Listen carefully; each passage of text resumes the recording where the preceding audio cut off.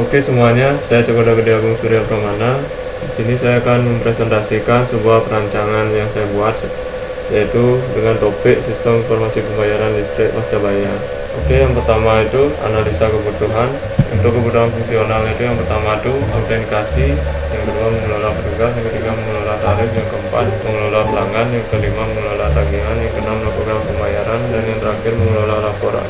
Kemudian untuk kebutuhan non fungsional itu yang pertama operasional, yang kedua keamanan, yang ketiga informasi, yang keempat kinerja, yang kelima pengguna, dan yang terakhir tampilan. Oke, kemudian masuk ke perancang sistem. Yang pertama untuk data flow diagram. Jadi pada data flow diagram ini ada 3 level. Berikut ada contoh diagram zero untuk sistem informasi pembayaran listrik pascabaya, di mana yang saya ambil hanya satu dari sudut pandang admin. Itu di mana ini terminator admin dengan 7 proses, yaitu yang pertama proses login, kelola data petugas, kelola data tarif, kelola data pelanggan, kelola data tagihan, pembayaran, dan kelola data laporan dengan 6 data store, yaitu DB user, rules, tarif, pelanggan, tagihan, dan pembayaran. Oke, kemudian flowchart. Nah, jadi di sini hasil lanjutan dari DFD yaitu menghasilkan 7 flowchart, yaitu dimana yang pertama itu flowchart login, flowchart yang kedua flowchart petugas, ketiga flowchart tarif, flowchart pelanggan, tagihan, pembayaran, dan laporan. Nah, berikut adalah contoh flowchart login,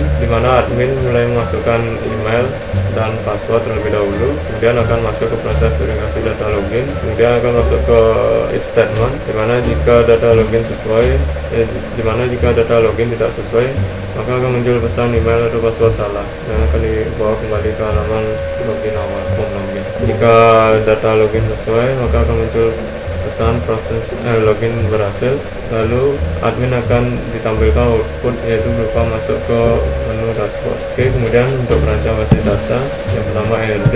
Nah, berikut adalah gambar ERD-nya, di mana TB role dimiliki oleh TB user dengan derajat relasi one to many. Kemudian TB tarif dipilih oleh TB pelanggan, di mana untuk derajat relasi itu one to many. Kemudian TB pelanggan memiliki tagihan, di mana derajat relasi itu one to many. Kemudian TB tagihan memiliki TB pembayaran, untuk derajat relasinya itu one to one. Kemudian ERD. Nah, berikut adalah lanjutan dari ERD yang tadi, di mana TB rules berelasi dengan TB user dengan menambahkan rules ID di TB user untuk constraint dengan TB rule. Kemudian TB tarif berelasi dengan TB pelanggan, kemudian TB pelanggan dengan TB tagihan untuk derajat relasi itu one to many. Kemudian TB tagihan dengan TB pembayaran dengan derajat relasi one to one. Kemudian yang ketiga, basis data relasional, di mana yang pertama TB rules berelasi dengan TB user, kemudian TB tarif berelasi dengan TB pelanggan, TB pelanggan berelasi dengan TB tagihan, TB tagihan berelasi dengan pembayaran. Kemudian masuk ke normalisasi, di mana untuk normalisasi ini saya jelaskan melalui PDF. Nah, jadi berikut adalah sebuah tabel yang dimana semua atribut itu dikelompokkan menjadi satu tabel dalam satu database. Jadi ini akan berakibat fatal atau bakal terjadinya anomali. Kemudian masuk ke normal pertama, di mana pada normal pertama ini untuk mengatasi terjadinya perulangan grup. Kemudian masuk ke bentuk normal kedua, di mana pada normal kedua ini tabel yang sebelumnya atributnya itu berkumpul menjadi satu, sekarang sudah mulai dipecah dan mulai membentuk relasi. Kemudian masuk ke bentuk normal ketiga, di mana pada normal ketiga ini akan adanya lagi untuk pemecahan tabel untuk menghilangkan ketergantungan secara transitif. Oke, yang terakhir yaitu DBMS, di mana DBMS yang saya gunakan yaitu MySQL, karena MySQL ini merupakan sebuah platform yang banyak digunakan saat ini untuk merancang sebuah sistem informasi berbasis website. Kemudian untuk sintak SQL-nya itu saya tampilkan berupa PDF. Nah, jadi berikut adalah sintak SQL-nya, di mana yang pertama itu melakukan inisialisasi database. Yang pertama itu create database, membuat database dengan nama DBPLN pascabaya, kemudian use database-nya, menggunakan database-nya.